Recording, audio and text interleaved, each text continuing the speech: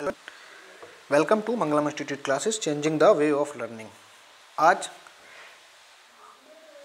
आज air force, navy, NDA, SSR और double A के एग्ज़ाम को देखते हुए फिजिक्स में मोस्ट इम्पॉर्टेंट टॉपिक मैग्नेट के इम्पॉर्टेंट क्वेश्चंस जो किसी न किसी परीक्षाओं में कई बार पूछे गए उन क्वेश्चंस को करवाया जाएगा।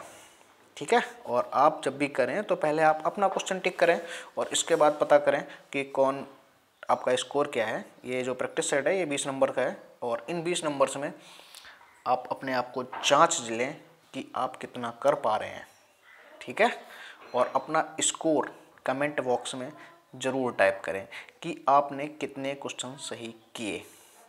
ठीक है, और लाइक्स, शेयर और सब्सक्राइब करें अगर आपको अच्छा लगे। ठीक है, ऐसे वीडियोस आते रहेंगे और प्रत्येक टॉपिक के वीडियोस होंगे मोस्ट इम्पोर्टेंट। ठीक है, आगे बढ़ते हैं। ये क्वेश्चन नंबर 26 है, बट पहला है, अपने लिए नंबर पे नहीं जाना है, आप काउंट करते रहिए। 20 क्वेश्चन होंगे पूरे प्रैक्टिस सेट में। ठीक है, तो आगे बढ़ते हैं। पहला क्वेश्चन आता है, लॉरेंज वेल का परिकलन करने के लिए सूत्र है। ठीक है, तो लॉरेंज वेल का जो सूत्र होता है उसका जो सही आंसर है क्या है, जो सही आंसर है वो जाएगा ए पे। ठीक है, A option is right. Next चलते हैं। फिर क्वेश्चन नंबर आता है 2। एक शक्तिशाली चुंबकीय क्षेत्र को स्थिर इलेक्ट्रॉन पर आरोपित किया जाता है। ठीक है, क्वेश्चन है, एक शक्तिशाली चुंबकीय क्षेत्र को एक स्थिर इलेक्ट्रॉन पर आरोपित किया जाता है तब। तो आपको पता होना चाहिए, क्या पता होना चाहिए, जब एक सपोज करते हैं अपन कि एक इलेक्ट्रॉन है, ठीक है, जो रखा हुआ है, उस पर हम एक चुंबकीय क्षेत्र आरोपित कर दें तब कौन सा सही होगा। ये आपको 4 ऑप्शन में से क्लिक करना है। ऑप्शन है, इलेक्ट्रॉन क्षेत्र की दिशा में गति करेगा, पहला ऑप्शन है। ठीक है, दूसरा ऑप्शन है, इलेक्ट्रॉन क्षेत्र की विपरीत दिशा में गति करेगा। तीसरा ऑप्शन है, इलेक्ट्रॉन स्थिर रहता है। चौथा ऑप्शन है, इलेक्ट्रॉन चक्कर करना प्रारंभ करता है। बताएगा कोई क्या होगा, बताएगा कोई।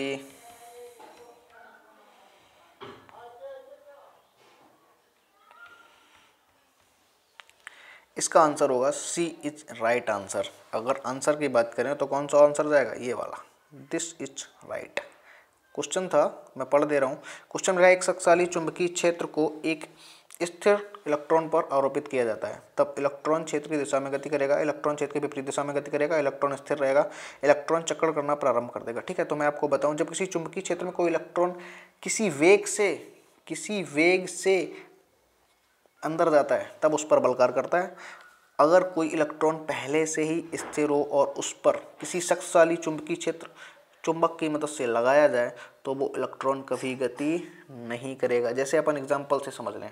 ठीक है, जैसे अपन एग्जाम्पल से भी समझ सकते हैं, जैसे कोई इलेक्ट्रॉन है वो स्थिर है, ठीक है, उसके आसपास हम चुंबक लगाएं तो वो इलेक्ट्रॉन कभी गति नहीं करेगा। जैसे हम कह सकते हैं कि कोई तार है, क्या है, कोई तार, ठीक है, वह तार अगर है और उस तार के आसपास अगर चुंबक हम ले जाएं तो वो कभी गति नहीं करेगा। जैसे एग्जांपल है डायनामा जब तक स्थिर रहता है, डायनामा जैसे किसी जनरेटर में लगाए, अगर जनरेटर हम ना चलाएं तो डायनामा से कभी भी करंट बाहर नहीं आएगा। जब हम उसे चलाते हैं, गति कराते हैं, तभी आता है।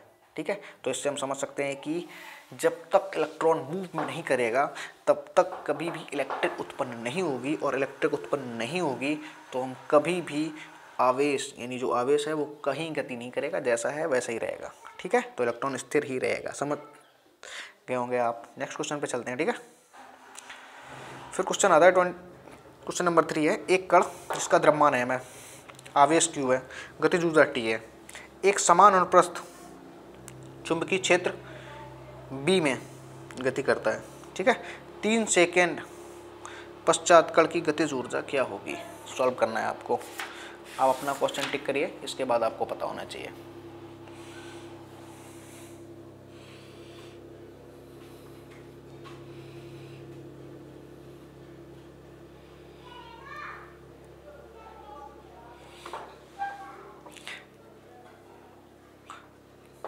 कर लिया होगा आपने अपना आंसर। ठीक है, मैं बताता हूँ। एक कण जिसका द्रव्यमान m है, आवेश q और गतिज ऊर्जा t है। ठीक है, एक समान अनुप्रस्थ चुंबकीय क्षेत्र b में प्रवेश करता है। 3 सेकंड पश्चात कण की गतिज ऊर्जा होगी। मेरा आंसर आएगा t। t is right answer. कौन सा आंसर राइट होगा? t। कौन सा आंसर राइट होगा? t। वाई? क्यों राइट होगा? अगर t के आंसर की बात करूं तो t answer is right because जब कोई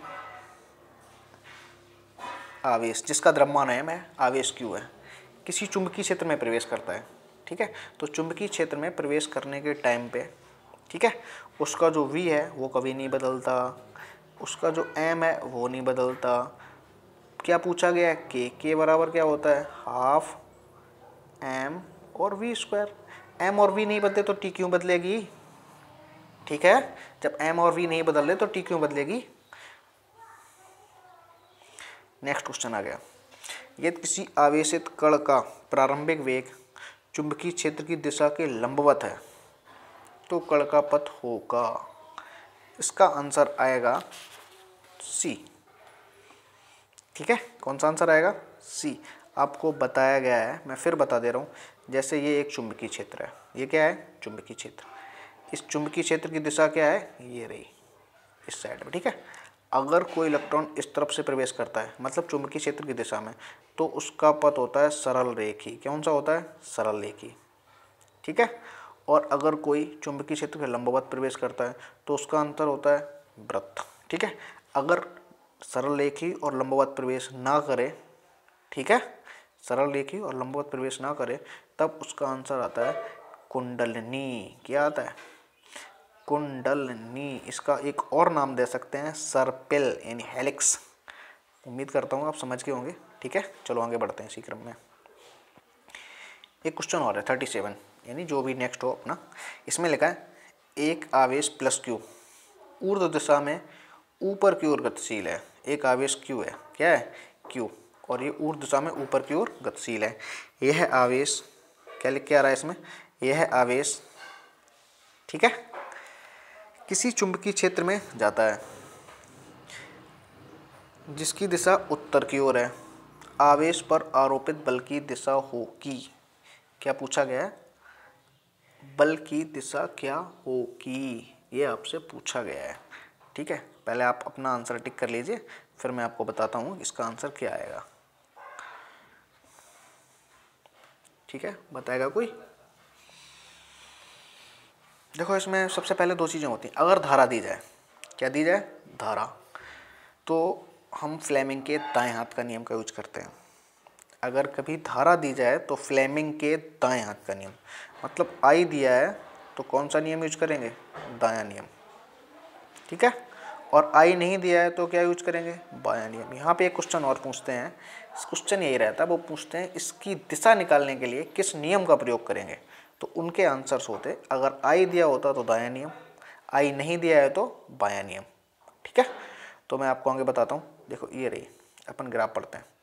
ये होता है पूर्व, ये होता है पश्चिम, ये होता है उत्तर, और ये क्या होता है? दक्षिण।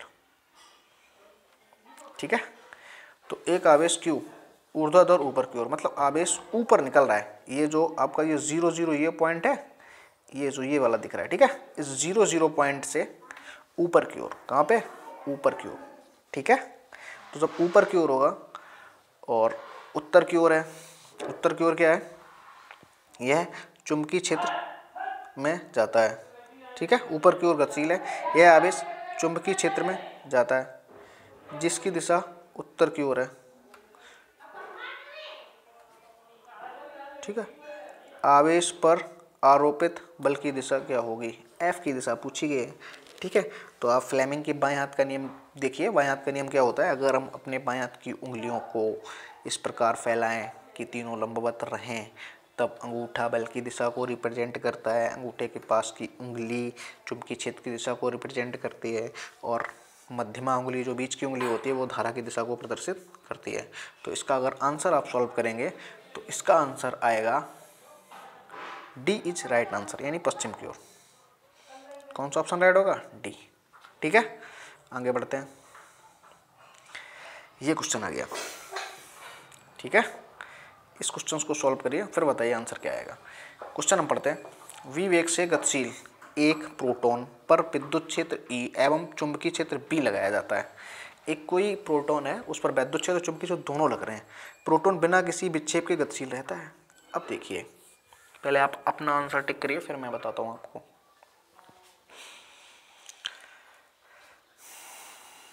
हो गया, चलो मैं बताता हूँ। देखिए, जब कोई प्रोटॉन है और उस पर दोनों बल लग रहे हैं, चुंबकीय क्षेत्र और विद्युत क्षेत्र दोनों, इसका मतलब होता है, और प्रोटॉन विक्षेपित नहीं होता है, इसका मतलब क्या है, वहाँ पर दो बल कार्य करेंगे, एक विद्युत बल, एक चुंबकीय बल। विक्षेप, जब किसी वस्तु पर एक से अधिक बल कार्य करें और उसमें विक्षेप ना हो, तो यह कंपलसरी है कि वो सारे बल कैसे होंगे, बराबर। अब इसमें अब देखिए आंसर सारे के सारे कैसे दे रखे हैं। इसमें आंसर देने का तरीका है, वी ई और बी में संबंध पूछा गया है, ठीक है।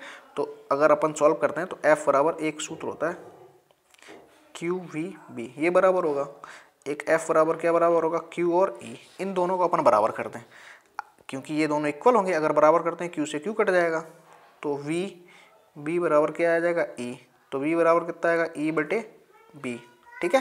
तो ये कौन सा ऑप्शन राइट जाएगा, तीसरा answer, third option is right, ठीक है। ठीक है, नेक्स्ट क्वेश्चन नंबर नेक्स्ट है। तार का एक पास किसी चुंबकीय क्षेत्र में घूर्णन गति करता है। तार का एक लूप, मान लीजिए कोई तार है, उसका एक सिरा किसी चुंबकीय क्षेत्र में घूर्णन गति करता है। एक परिक्रमण में प्रेरित ईएमएफ की दिशा में परिवर्तन की आवृत्ति होगी, ठीक है। तो कोई बताएगा आंसर क्या आएगा इसका, कोशिश करिए। पूछा भी गया है नीट परीक्षा में 2 बार, ठीक है, 2013 में। तो इसका सही आंसर होगा 2 बार, ठीक है। मैं समझा देता हूँ आपको। तार का एक पास, कोई एक पास है किसी तार का, मतलब एक सिरा किसी चुंबकीय क्षेत्र में घूर्णन गति कर रहा है। तो एक चक्र में, कितने चक्र में, एक चक्र में प्रेरित ईएमएफ की दिशा में परिवर्तन, यानी एक साइकिल में अगर हम एक साइकिल बनाएं, क्या बनाएं, एक साइकिल लूँ, तो एक साइकिल ये होती है, ठीक है। तो दिशा कितने बार परिवर्तित हुई, एक और एक 2 बार, ठीक है। दिशा कितने बार परिवर्तित हुई, 2 बार। एक बार ब्लो आए, एक बार फिर ऊपर गए, ऊपर जा रहे थे नीचे आ गए, नीचे जा रहे थे ऊपर गए। तो परिवर्तित दिशा कितने बार हुई है, ओनली 2 टाइम्स। तो 2 बार आंसर इसका सही आएगा, ठीक है। नेक्स्ट क्वेश्चन पे चलते हैं अपन। ये देखो आ गया धमाकेदार क्वेश्चन, ठीक है। अगर अपन पढ़ते हैं, एक समरूप चुंबकीय क्षेत्र में वृत्तीय गति, ठीक है, वृत्तीय गति पर गति कर रहे अल्फा कण तथा प्रोटॉन के काल का अनुपात पूछा गया अपन से, ठीक है। इंपॉर्टेंट क्वेश्चन है बहुत ही, ठीक है। तो पढ़ते हैं अपन। अब इसमें क्या, एक समरूप चुंबकीय क्षेत्र के, पहले आप अपना आंसर टिक करिए और इसके बाद देखते हैं कौन सा ऑप्शन आप सही कर पाते हैं। इसमें लिखा है एक समरूप चुंबकीय क्षेत्र के प्रति मार्ग पर, कोई एक समरूप चुंबकीय क्षेत्र है जिसमें वृत्ताकार मार्ग है, उसमें कोई वस्तु गति कर रही है, और इस जो गति हो रही है उसमें आपको देखिए कौन सा क्वेश्चन आप राइट टिक कर पाते हैं।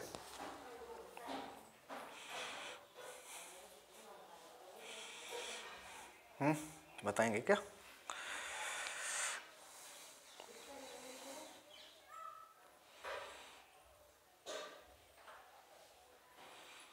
चलो मैं बताता हूँ, ठीक है। देखिए, आवर्तकाल का सूत्र पूछा गया। आवर्तकाल का सूत्र होता है 2πm/QB, ठीक है। 2 constant, pi constant, be constant. Be constant इसलिए क्योंकि जो समरूप है, जो समान होता है वो कांस्टेंट है। एम और क्यू से सवाल लगाना है अपन को, ठीक है। इसमें समरूप चुंबकीय क्षेत्र में गतिमान एक अल्फा कण, एक प्रोटॉन है, एक अल्फा कण है, एक प्रोटॉन। तो अपन लिखते हैं टी अल्फा बटे टी पी। क्या लिखेंगे, टी अल्फा बटे टी पी इक्वल। अब m तो ऊपर है और q नीचे है। m ऊपर लिखूंगा तो 4 गुनी होती है प्रोटॉन से, q लिखूं, ठीक है, तो अल्फा का q 2 गुना होता है कैसे, प्रोटॉन से। q q m m 2 2 यानी 2:1 आंसर आएगा। कितना आएगा, 2:1 इज आंसर राइट, ठीक है। 2:1 अगर आंसर पे टिक करें कितना आएगा, 2:1, ठीक है। इसी क्रम में आगे बढ़ते हैं। ये क्वेश्चन रहा, एक इलेक्ट्रॉन, पहले तो आप अपना आंसर टिक करिए फिर मैं बताता हूँ। एक इलेक्ट्रॉन अनुप्रस्थ चुंबकीय क्षेत्र बी में v चाल से r त्रिज्या के वृत्ताकार पथ पर गति कर रहा है। इसके लिए E/m का मान पूछा गया। कभी आपसे E/m पूछेंगे, E स्पेशली इलेक्ट्रॉन है, कभी आवेश दे रखा होगा तो Q/m पूछेंगे आपसे, ठीक है, बताइएगा। तो कभी भी वृत्ताकार मार्ग के लिए अगर अपन बात करते हैं तो कॉन्सेप्ट समझिए, एक ही सूत्र होता है।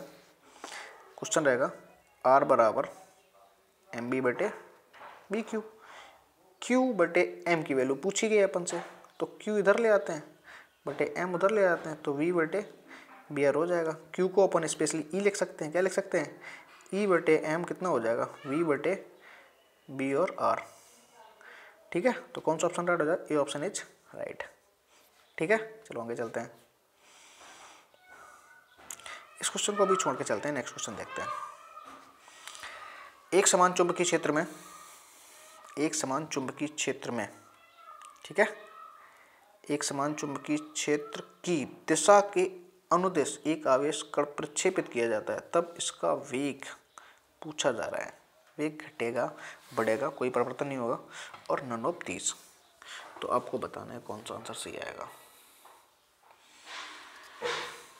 देखिए एक क्वेश्चन आया था सेम टू सेम, आपको आंसर सही करना है, आपको इसका आंसर सही करना है, ठीक है।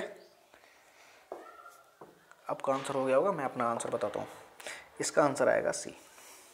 क्यों, देखो, जब किसी चुंबकीय क्षेत्र में कोई आवेश प्रवेश करता है तो उसके वेग पे कभी कोई भी इफेक्ट नहीं पड़ता है। यही क्वेश्चन मैंने आपको इसी वीडियो में करवाया है, उसमें मैंने सही से बताया, आप उसको सही से समझ लीजिएगा, ठीक है। वही है, क्योंकि जब कोई आवेश किसी चुंबकीय क्षेत्र में प्रवेश करता है उसके वेग पे कभी कोई इफेक्ट नहीं पड़ता है, तभी वहाँ ना तो गतिज ऊर्जा बढ़ी थी और ना ही कुछ और बढ़ा, ठीक है। आगे चलते हैं।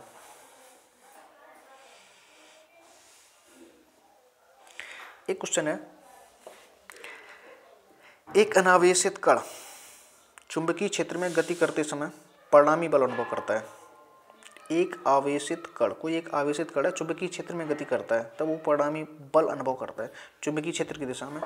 चुंबकीय क्षेत्र की दिशा में बल की दिशा होगी, यानी परिणामी बल की दिशा चुंबकीय क्षेत्र की दिशा में होगी, चुंबकीय क्षेत्र की विपरीत दिशा में होगी, क्षेत्र की दिशा एवं वेग की दिशा दोनों के लंबवत होगी, उपरोक्त में से कोई भी नहीं, ठीक है।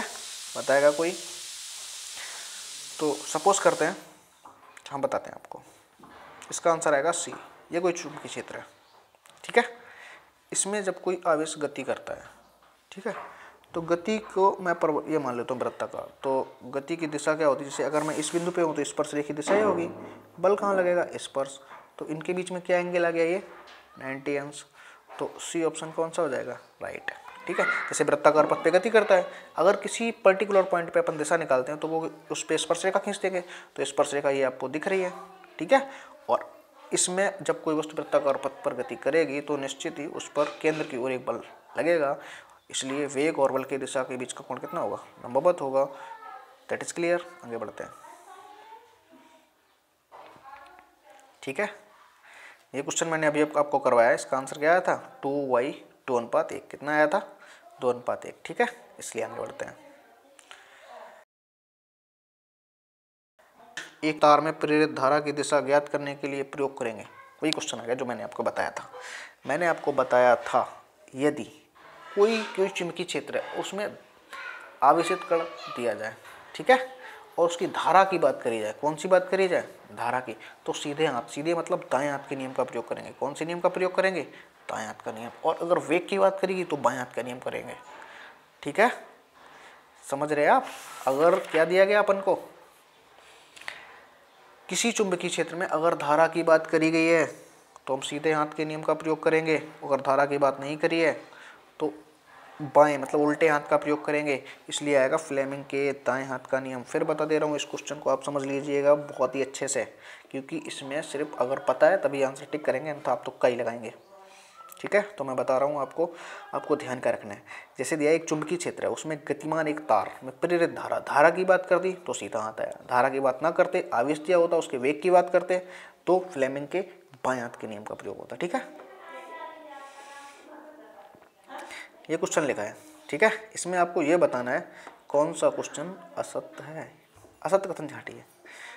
तो बताता हूँ आपको, मैं पढ़ता हूँ और आप ध्यान से सुनिए। पहले आप अपना आंसर टिक करिए, वीडियो को पोस्ट करिए, टिक करिए और अपना स्कोर ज़रूर कमेंट में बताइए कि आपने कितने सही किए, ठीक है। अशक्त कथन छाटिए। चुंबकीय क्षेत्र में लंबवत दिशा में गतिमान एक इलेक्ट्रॉन की गतिज ऊर्जा में वृद्धि शून्य होती है। बिल्कुल सही आंसर है, क्योंकि मैंने आपको बताया है कि अगर कोई इलेक्ट्रॉन है, क्या है इलेक्ट्रॉन, और वो चुंबकीय क्षेत्र में प्रवेश करता है तो उसके वेग पे कोई प्रभाव नहीं पड़ता, द्रव्यमान घटता बढ़ता नहीं, तो गतिज ऊर्जा में वृद्धि कैसी होगी, शून्य होगी। समझ गए। दूसरा क्वेश्चन का है, जब एक इलेक्ट्रॉन विद्युत क्षेत्र की लंबवत दिशा में छोड़ा जाता है तो उसका मार्ग परवलयाकार होता है। ठीक है, अगर विद्युत क्षेत्र में लंबवत प्रवेश करते हैं तो परवलयाकार होता है। ठीक है, जैसे एक चुंबकीय क्षेत्र है, एक विद्युत क्षेत्र में। चुंबकीय क्षेत्र में क्या होता है, जब किसी इलेक्ट्रॉन को चुंबकीय क्षेत्र में उसकी दिशा में यानी समांतर प्रवेश कराते हैं तो सरल रेखी, अन्य किसी कोण पे प्रवेश कराते हैं तो परवलयाकार। तो बी ऑप्शन इज राइट। अगर सी की बात करें, सी में क्या होता है, वैद्युत क्षेत्र की दिशा में गतिमान एक इलेक्ट्रॉन की गतिज ऊर्जा में वृद्धि होती है। ए ऑप्शन का जस्ट अपोजिट सी है, तो सी ऑप्शन इज राइट। यानी सी ऑप्शन गलत है। यहाँ लिखा है वृद्धि नहीं होती है, सही बात है, यहाँ लिख रहे हैं वृद्धि होती है, ये गलत है। ठीक है, आगे बढ़ते हैं अपन।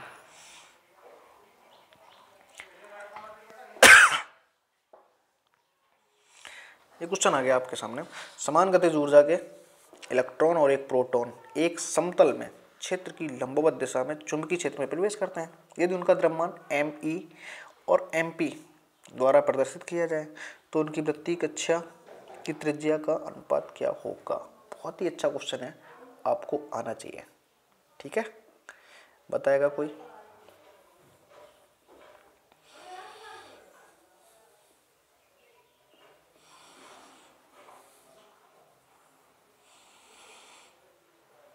इसमें लिखा है समान गतिज ऊर्जा। मैंने कई सारे सूत्र पढ़े हैं, अगर मैं कुछ क्वेश्चन को सॉल्व करता हूँ, हो सकता है आपने अपना आंसर टिक करिए, फिर मैं आपको बताता हूँ कौन सा ऑप्शन राइट आएगा। ठीक है, इसमें लिखा है R बराबर mb/bq, ये सूत्र मैंने पढ़ा है। ठीक है, इसमें गतिज ऊर्जा का कहीं नहीं है, तो जब तक गतिज ऊर्जा नहीं आएगी हम सवाल नहीं लगाएंगे। क्यों, इसमें कह दिया है समान गतिज ऊर्जा। जब गतिज ऊर्जा समान है, ठीक है, तो इसके लिए एक सूत्र और पढ़ा है। जब ये आपको पढ़ाया गया तब R बराबर गतिज ऊर्जा के पद में एक सूत्र आपको बताया गया होगा, वो कौन सा था। सूत्र होता है √2km/qb। इसी क्वेश्चन से इसी आंसर से सॉल्व होता है, होके आता है। इसी समीकरण से इसको हम सॉल्व करते हैं, k² बराबर p²/2m करके कंटिन्यूस सॉल्व करते हैं। आप अपनी कॉपी में करिए, आ जाएगा आपसे भी। ठीक है, समझ रहे हैं आप। तो यहाँ पे देखिए, हमें सिर्फ m से मतलब है, तो r समानुपाती क्या हुआ, √m। अब देखिए कौन सा वाला सही होगा, a या v। जैसे इसमें इलेक्ट्रॉन को पहले कहा है, प्रोटॉन को बाद में क्या कहा है, तो me/mp होगा, और इस पर क्या लगा देंगे अपन, रूट। ये r के समानुपाती होगा, me/mp। तो 29 का बी ऑप्शन इज राइट आएगा। कौन सा ऑप्शन राइट आएगा, बी ऑप्शन इज राइट। ठीक है, नेक्स्ट करते हैं। नेक्स्ट है, किसी आवेशित कण की एक सार चुंबकीय क्षेत्र, एक सार का मतलब होता है एक समान चुंबकीय क्षेत्र में वृत्तीय पथ की वक्रता त्रिज्या समानुपाती होती है। बहुत ही अच्छा क्वेश्चन है, करिएगा, आपसे बन पाएगा या नहीं बनेगा। देखिए फिर मैं पढ़ता हूँ उसी क्वेश्चन को। किसी आवेशित कण की एक सार चुंबकीय क्षेत्र में वृत्तीय पथ की वक्रता त्रिज्या समानुपाती होती है। ऑप्शन ए, कण के आवेश पर, कण के संवेग पर, कण की ऊर्जा पर, कण की तीव्रता पर। तो आर बराबर हमने पढ़ा है mb/bq। अगर आर समानुपाती है, वो द्रव्यमान के समानुपाती है और वेग के समानुपाती है। ना तो इसमें कहीं द्रव्यमान है ना कहीं वेग है, लेकिन अगर मैं इसको कंबाइन कर दूं तो ये बन जाएगा p/bq। और p क्या होता है, संवेग। तो r समानुपाती p, मतलब बी ऑप्शन इज राइट, संवेग के समानुपाती है। ठीक है, और इसी क्रम में मैं विराम देता हूँ, और नेक्स्ट क्वेश्चंस आपके लिए होमवर्क है, और आप इसे करिए और कमेंट में इसका आंसर ज़रूर बताइए। ठीक है, एक ये क्वेश्चन हो गया, इसका आंसर आपको बताना है कमेंट करके, सर ये आंसर होगा। और अगर वीडियो आपको अच्छा लगे, और अगर आप चाहते हैं कि मैं और ऐसे वीडियो बनाऊं, डेली 4 से 5 वीडियोस डालूं, तो आप इस कमेंट में बताइए ज़रूर कि वीडियो आपको कैसे लगते हैं, और मेरा समझाया हुआ आपको समझ आता है कि नहीं आता है। ये सब सारी चीज़ें कमेंट में करिए, 2 से 3 कमेंट करिए आप। ठीक है, इस क्वेश्चन का भी आंसर बताना है। नेक्स्ट वीडियो में मैं जब भी स्टार्ट करूँगा, सबसे पहले इन 2 क्वेश्चंस के ही आंसर आपको बताऊँगा सॉल्व करके, और चुंबक से ही नेक्स्ट वीडियो, आज की डेट में दूसरा वीडियो आएगा शाम के टाइम। ठीक है, धन्यवाद, जय हिंद, जय भारत। एक और बात आपसे, जब ये वीडियो आप इतना ज़्यादा शेयर करिए कि लोगों को फ्री में बहुत ही अच्छी सुविधाएं मिल सके। ठीक है, जय हिंद, जय भारत।